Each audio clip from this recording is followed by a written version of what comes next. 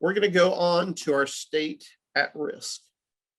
And again, this is a state program. And this is very important. And we like to always remind people that this is basically the main place we collect data for our K-12 state at risk dollars. In the legislature, this is a big funding piece that comes out of the legislature, and they are very interested in the data every year from this report. So we just want to remind people, no matter what data it is, you should always be giving the most accurate and correct information. But this is data that's specifically used to see how we are using our state at risk funds. It's very important to fill this out very carefully and make sure you get the best information possible. So we're going to provide these to the legislature. So we'll go through each question and talk about each one. The first few are numerical responses. The first question asks about which students met the state's at-risk criteria and were therefore funded with state at-risk dollars. But this second sentence is very important. We are not asking for the free lunch count in this, but we want to know the number of students that met the following criteria. And we have the criteria listed here for becoming labeled as an at-risk student. And so you see not working on grade level, not meeting requirements for promotion to the next grade level, or failing subjects, not meeting requirements necessary for high school or a potential dropout, insufficient mastery of skills on the state standards. They've been retained at some point. They have a high rate of absenteeism. Multiple suspensions or been expelled from school. The student is homeless or migrant. The student's been identified as an English learner, or the student has social emotional needs that cause a student to be unsuccessful in school. So again, any student can qualify as this. And again, we want to use this criteria. It is not the free lunch count. The free lunch count determines the amount of funding, but these criteria determine who qualifies as an at-risk student for these services. So then number 2 asks, how many of the identified students in question 1 were served with at-risk funds? So again, that's another number. It cannot be higher than question number 1. And we're going to expect it, especially in our smaller districts, it's going to be the same number or extremely close to the same number as number 1. Like this district identified 31 kids. They were able to serve all 31 with state at-risk funding. We do know as we get into our larger districts, we're going to see some discrepancies between number 1 and 2. You know, if there's a discrepancy that's more than a few students, a lot of times we'll reach out or we'll look at previous years and see if it's consistent, because we know many of our larger districts do not receive enough funding to actually serve the amount of students that fit these criteria. Then number 3 is how many at-risk students received at-risk type services funding provided through other funding sources. And we use Title I as an example, but we make it clear this does not include special ed. So if they had kids that fit these type of services in this criteria that received other funding, or we would put that number here. And then question 4 is the first narrative. It's a shorter narrative. It asks, what research, an example, student assessment data, did the district rely on in determining the needs for services or assistance? So we're going to expect to see possibly state assessments for years when we had them, local assessments, maybe Dibbles, Ames Web, FastBridge, other types of assessment data. We might also see behavioral assessment data. But we're just asking here is like, what did you do to help determine how a student needed the services? What type of data did you use? And then we go down the next question, number 5, which is a checkbox. And this is just asking in general, what type of assistance were provided with these at-risk funds? Was it additional in class? We see a lot of that when we're paying a portion of our teacher's salary with state at-risk funds. Maybe we've pushed a paraprofessional or a second teacher into co-teach. So that would be in-class assistance. We have after school or before school programming that we're using at-risk funds for. We would mark the after-school programs. We have some of our districts that use it to help support students in alternative high school programs. So we'd mark that if that was a way we use these funds. The next one, the high school credit recovery course, or any type of course completion or makeup. Again, if we use our state at-risk funds to help provide those services, we'd mark that one. If we use some of our state at-risk funds to help our English learners with language support programs, we check that. And then we have the last two, the summer school and tutoring programs. If state at-risk funds are used for either of those, we'd want to make sure to have those marked.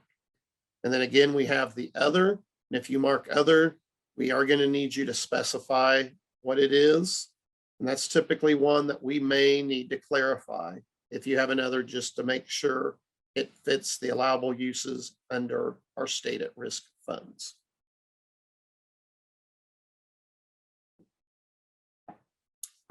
So our next question, number 6, this kind of goes along with number 5. This is more a narrative of describing the services. So you've told us how many kids qualify. You've told us how you determined the kids that were serviced, a general overview. And here you're going to share with what are the actual services provided in a narrative form. And being a smaller district, and based on what they marked above, this district shared that one-on-one instruction in math and reading to students who were the lowest performers on state and local tests. Many of our districts are going to need to provide more information, but again, this district that we're just using as a sample was a smaller district, so they don't have as much funding. And then the next two are two of the most important, and we really want to work with our districts to keep improving our answers in these two areas. Number 7 asks, what were the results or effects, specifically student impact data, of providing at-risk services? So we're looking like for assessment data, graduation data. We might have some behavioral data too, if that's one of the areas we're serving. And so here, they gave a very general description. According to their MAP scores, their at-risk students showed a 4-point increase from the fall to winter session. And so those are the type of things, that's specific data. We want to see, on FastBridge, our 3rd graders increased X amount, or our 4th graders showed an increase from 35% making benchmark in the fall to 82% meeting the benchmark for the spring. If you have graduation data, we want to see that graduation data here. If you have kids in credit recovery, 7 kids were in credit recovery, 7 kids were able to complete and were able to graduate based on completing their credit recovery. So we want specific data. A lot of times we ask, do you want all our data? Absolutely not. We don't want a lot. We just want enough that if we were to show your report to somebody, we could show here's proof of how this district has used their state at-risk funds, and here's the data to show the success of these at-risk students in the state at-risk program that we use these funds for. And then question 8, because in our state law, it now requires that any programs or practices that are supported with at-risk funding have to be on a list of evidence-based programs. This is where you will list those programs you're using, whether you're funding it with at-risk or you're using it with at-risk students. The key is more the funding, because you can use programs not on this list if you're not funding them with the at-risk dollars. And if you're not sure where that evidence-based list is, there's a link at the end of this question, and you can click there. It's also under the subject index under evidence-based. So here, this district is saying they used AR, which is Accelerated Reader, also known sometimes as Renaissance or STAR, iStation, and Lexia. So when we receive these, our staff would make sure any of these programs are on the list. If they're not on the list, we're going to ask you to take them off because they're not allowable to be used. With that being said, that's where question 9 becomes very important in this case, because there are some other options. And what question 9 says is, please list any practice or program that does not have an evidence base or is not on the list that you plan to use the next school year. You will need to be able to show evidence at the end of the year that this is effective. If you're not having to put anything here, you would put NA. So we need an answer in number 9. Most people put NA.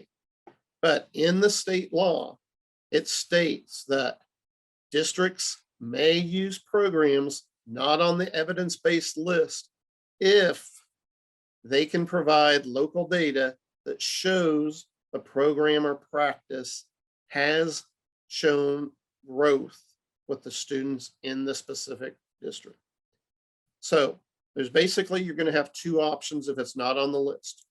One is request a program be added to the list.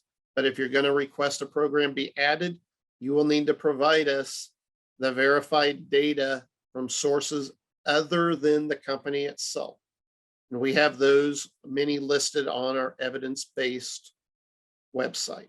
So it could be information from What Works Clearinghouse, Florida Reading Research, from our TASN projects. We have about 6 or 7 different areas that we can pull from. So if you have evidence from other sources and it's not on our list, you can send those programs or practices to us with the evidence. We'll go through everything, and if we feel appropriate, we can add it to that list. I know currently we're researching about 4 or 5 different ones that if we find the evidence out there publicly from third parties, not the company itself, those will be being added to that list. And again, at the bottom, we remind people to save. I mean, all pages, this is important, but especially on this page, since you have some narratives and a list, please make sure you save that. And then you'll see at the bottom, if the district wants to comment, they can. And this is an example of when this was first submitted. One of our staff had a question for them.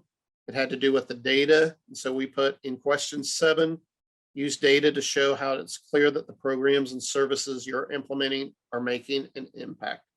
What is the increase?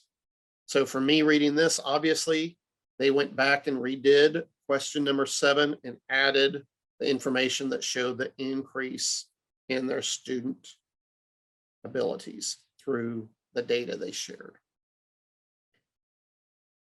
So that is for state at risk. I will stop. Okay. Then the next section on the left, you'll see there's comments, reports, and submit for approval. So if I click on the comments page, what this does is that takes every page, and if there's comments, it will say district comments, if the district made a comment under the program and lists that comment. And then here you see any KSDE comments. So if you were returned your annual report that it wasn't approved, you could come to this page and see all the different questions. And this district happened to have one question they had to go back and add information to. They did. It was taken care of. The next page is reports. And this allows a couple different things. And this is also on the LCP application, which we really like to let people know because there's a lot of information that can be printed out. So the first box on the annual report is print the blank annual report. So that will just print the blank report with no information. Even if you've put in information, it will give you a blank annual report. I know some districts like to print the blank report for when they're getting data ready to be submitted, or if maybe you have multiple people helping with different parts, you can send that off. You can also go to print blank annual report and save as a PDF and send electronically to people. The second one is print the annual report, and that will include any data that you've put in. So if you use this one and you print it out or save to PDF, it will have any information that you have put in the report on that one. And then the last section is if you just want to print one certain one. So let's say the person inputting this data has the Title III and state at risk, but they need to send somebody the questions for Title I. They could mark Title I, print report, and that will print the specific report just for that program. And really, I look at in the LCP, that can become very important because if you don't have a lot of the programs, you might not want to print the whole report. You might select one, you have to select one at a time, but you can do it 2 or 3 times and just print out those reports that you have. And then you can also just print out a comments page. And then the last thing I want to show you, once you've put all your information in and you've saved, you can click for submit for approval.